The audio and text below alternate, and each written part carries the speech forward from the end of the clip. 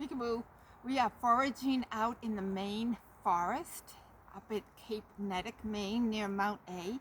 And this is, we think, is a birch tree.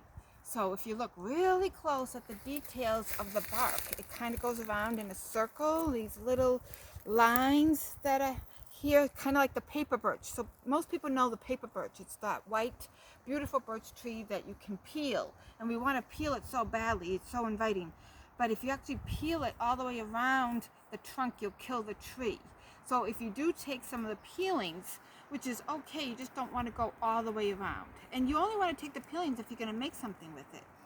So if you're going to use it for any survival tools. So you can actually use some of those peelings making birch tree tea, which I actually made some right here. And there is a little peel in here right here. And the rest of all the twigs. And how we know for sure, so we think this is maybe a yellow or gray birch tree. There's black and there's 30 different species. So, but we're going to try to make sure that this is actually the birch that we want to use to make tea. So all you do is take a sharp knife, or like this is clippers that I have to cut the twigs off in order to make the tea. You just scrape the little outer bark off the inner bark. My camera went falling. And you smell it.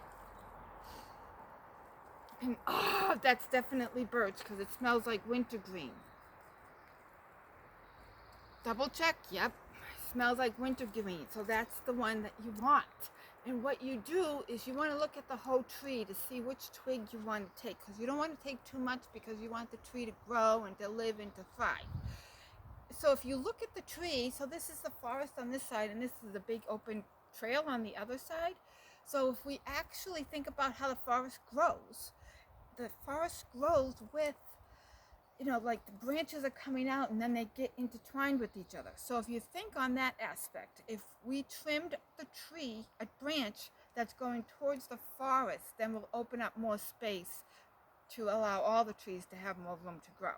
So that in that circumstance, I would trim from the inside that's facing the forest. And in order to do so, I would just, my cameraman's falling on the rocks. Sorry, guys. He's doing a great job.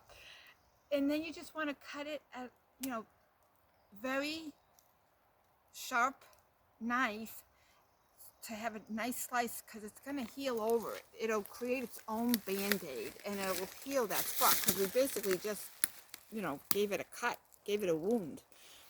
And the sap in there, you can actually tap, just like maple syrup trees, to make birch sap trees. So I'm going to make some more twig tea, birch twig tea. It's so yummy, and we're going to try it out in the next video. Have a great day.